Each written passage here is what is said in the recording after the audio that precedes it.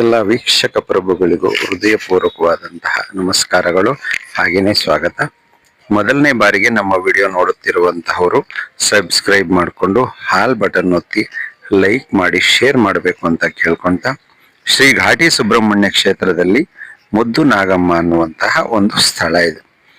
ಆದ್ರೆ ನಮ್ಮ ದೇವಾಲಯದ ರಾಜಗೋಪುರ ಇದೆಯಲ್ಲ, ಆ ಗೋಪುರದ ಹತ್ರದಿಂದ ಬಲಗಡೆಗಿದೆ ತೇರಿನ ಬೀದಿ ಅಂತ ಕರೀತಾರೆ. ತೇರು ಹೇಳಿತೀವಲ್ಲ, ಆ ಜಾಗದಲ್ಲಿ ಬಲಗಡೆಗೆ ಸ್ವಲ್ಪ ಡೌನ್ಗಿದೆ.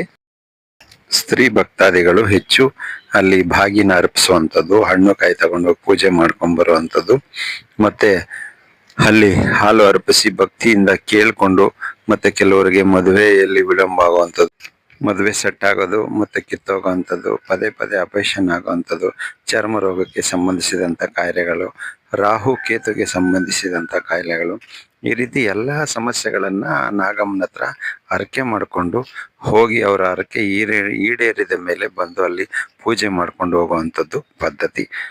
ಶ್ರೀ ಘಾಟಿ ಸುಬ್ರಹ್ಮಣ್ಯ ಕ್ಷೇತ್ರದಲ್ಲಿ ಇದು ಸಹ ಒಂದು ಪ್ರಸಿದ್ಧಿಯಾಗಿರುವಂತಹ ಒಂದು ಸ್ಥಳ.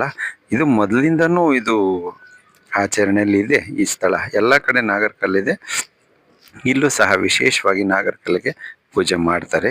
ಅವರ ಭಕ್ತಿಯಿಂದ ಅಲ್ಲಿ ಪ್ರಾರ್ಥನೆ ಮಾಡಿ ಅವರ ಇಷ್ಟಾರ್ಥಗಳು ಸಿದ್ಧಿಸಿರುವಂಥ ಉದಾಹರಣೆಗಳು ಸಾಕಷ್ಟಿವೆ.